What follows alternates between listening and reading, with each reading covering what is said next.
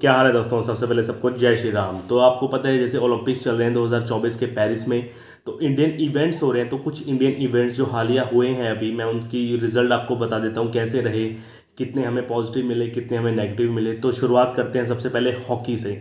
तो हॉकी से उम्मीद हमें सबसे ज़्यादा है, और हॉकी की इंडियन टीम है जो अपनी उम्मीदों पर खरी उतरी है। उन्होंने आयरलैंड से मुकाबला हुआ था और आयरलैंड को 2-0 से हराकर क्वार्टर फाइनल में अब टीम इंडिया ने प्रवेश कर लिया है। तो लेकिन उनका क्वार्टर फाइनल मुकाबला बेल्जियम से होगा इंडिया का, हॉकी की टीम का। तो बहुत ही ध्यान से खेलना पड़ेगा क्योंकि बेल्जियम टॉप 3-4 टीमों में आ जाती है पूरे वर्ल्ड की। तो ध्यान से खेलना पड़ेगा। क्वार्टर फाइनल में पहुंच गए लेकिन बेल्जियम से सतर्क रहना पड़ेगा।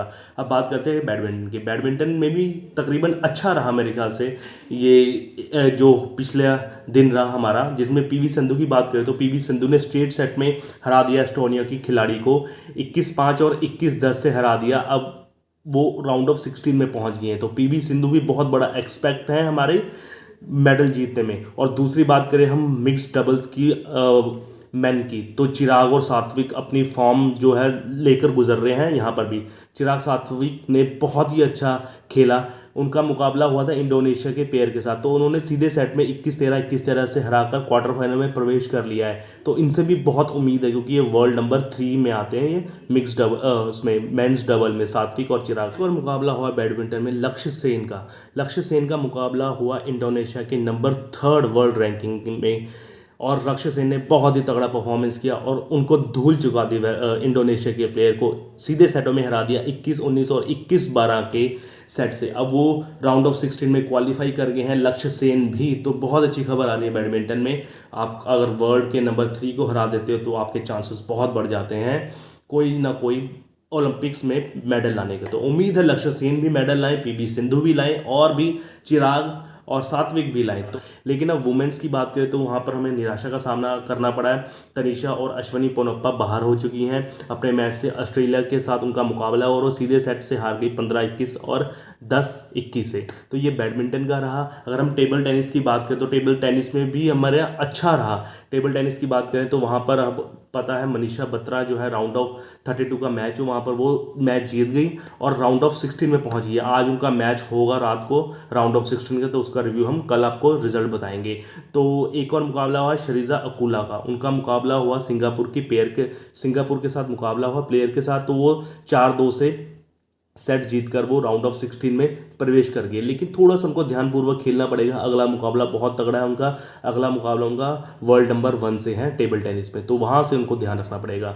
ये इवेंट हो गए। फिर आपको अगर हम दूसरे इवेंट्स की बात करें तो बॉक्सिंग में दिन हमारा ठीक इतना अच्छा नहीं रहा। अगर हम पॉजिटिव की बात करें तो पहला लवलीना की जो टोक्यो ओलंपिक्स में ब्रॉन्ज मेडल जीती थी, वो क्वार्टर फाइनल में प्रवेश कर गए। सिर्फ एक कदम दूर है वो मेडल जीतने के लिए। 75 किलोग्राम की मेडल उनकी कैटेगरी के मुकाबला हुआ राउंड ऑफ 16 का नॉर्वे के साथ, जहां वो 5-0 से जीती।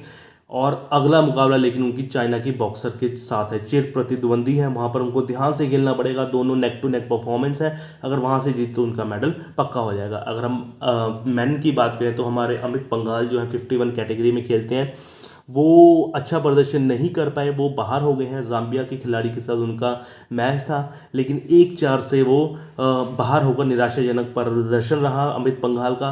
उनका ओलंपिक सफ़र यहीं पर ख़त्म हुआ। अगर हम एक और वुमेंस की बात करें 57 किलोग्राम की कैटेगरी में राउंड ऑफ 32 में जैस्मिन का मुकाबला हुआ। फिलीपींस के साथ मुकाबला हुआ। वो अच्छा मुकाबला था क्योंकि अच्छा मुकाबला खैर कहते हो। फिलीपींस की जो बॉक्सर थी वर्ल्ड नंबर 2 थी वो, और उन्होंने टोक्यो ओलंपिक में सिल्वर मेडल भी जीता हुआ है। तो उम्मीद ज़्यादा नहीं थी उनसे और वही हुआ, 5-0 से हार कर वो इस ओलंपिक्स में बाहर हो गई हैं। तो अगर हम फिर शूटिंग की बात करें तो शूटिंग में हमारा दिन अच्छा थोड़ा बहुत अच्छा रहा, थोड़ा बहुत ख़राब रहा। वहाँ पर 2 हमारे प्लेयर्स जो थे उन्होंने पार्टिसिपेट किया। एक स्वप्निल थे और एक थे ऐश्वर्य प्रताप तोमर। स्वप्निल जो थे क्वालिफाई कर गए हैं वो फाइनल में। 7th रैंक आया है उनका क्वालिफिकेशन में। टोटल उसके 590 पॉइंट्स हो गए हैं वो, और वो राउंड ऑफ फाइनल्स खेलेंगे वो। लेकिन दूसरी बात करें तो ऐश्वर्य प्रताप जो है डिस्क्वालीफाई कह सकते हैं या फिर कह सकते हैं बाहर हो गए हैं। उनके 589 पॉइंट्स हैं और वो 11वें स्थान पर रहे हैं। उनका ओलंपिक्स का सफ़र यहीं पर ख़त्म हो गया है। अगर हम आर्चरी की बात करें तो आर्चरी में बहुत अच्छा साइन रहा है भजन कौर। भजन कौर राउंड ऑफ 16 में पहुंच गई है। भजन कौर ने पहले राउंड ऑफ 32 में इंडोनेशिया को हराया 7-3 से, फिर दोबारा उसी दिन मुकाबला हुआ पोलैंड से, तो उन्होंने 6-0 से पोलैंड के खिलाड़ी को भी हरा दिया और भजन कौर जो है प्री क्वार्टर फाइनल में पहुंच गई हैं आर्चरी में। तो बहुत अच्छा प्रदर्शन रहा आर्चरी में भजन कौर का। लेकिन अगर बात करें मेंस की तो धीरज कुमार के लिए लिटिल बिट डिसअपॉइंटमेंट रहा। अच्छा खेला लेकिन बाहर हो गए हैं वो। धीरज कुमार की बात करें तो उनका मुकाबला चेकिया के साथ हुआ 7-1 से, तो अच्छा परफॉर्मेंस डोमिनेट रहा, 7-1 से उन्होंने जीत लिया। लेकिन उनका बैक टू बैक मुकाबला हुआ 1/16 का। 1/32 का तो वो जीत गए थे मैच, लेकिन 1/16 का उसी दिन हुआ कनाडा से। तो कनाडा के साथ उनका मुकाबला हुआ प्लेयर के साथ, तो 5-5 दोनों में टाई रहा। लेकिन फिर उसका जैसे क्रिकेट में होता है ना सुपर ओवर, वहाँ पर भी होता है, उसको बोलते हैं शूट आउट मुकाबला। तो शूट आउट मुकाबले में वो बाहर हो चुके हैं। शूट आउट मुकाबले में दोनों ने 10 पॉइंट हासिल किए, लेकिन जो होता है ना सेंटर में, जो धुरी में जो जितना नज़दीक होता है वही जीतता है, और वहाँ पर कनाडा के प्लेयर ज़्यादा नज़दीक थे सेंटर में आर्चरी के, तो उनको वो प्राइज़ मिला है और वो अगले राउंड में आ गए हैं। लेकिन इंडिया के जो हैं धीरज कुमार, वो क्वालिफिकेशन से और पेरिस ओलंपिक से उनका सफ़र यही खत्म हुआ है। तो ये कुछ थोड़े बहुत मुकाबले थे जो मैंने थोड़े बहुत रिजल्ट रिव्यू करे, और इंडिया का थोड़ा सा पॉजिटिव अच्छा ही रहा। और आज काफ़ी तगड़े मैच हैं, मनबत्रा का मैच है आज, ठीक है ना, और भी काफ़ी अच्छे मैच हैं। तो कल आएंगे थोड़ा सा रिव्यू लेके। मेरे चैनल को लाइक शेयर सब्सक्राइब कीजिए। अगर आप ऐसे ही ओलंपिक्स की रिजल्ट जानना चाहते तो मेरे चैनल को लाइक शेयर और सब्सक्राइब कीजिए। तब तक के लिए जय श्री राम, ओके बाय।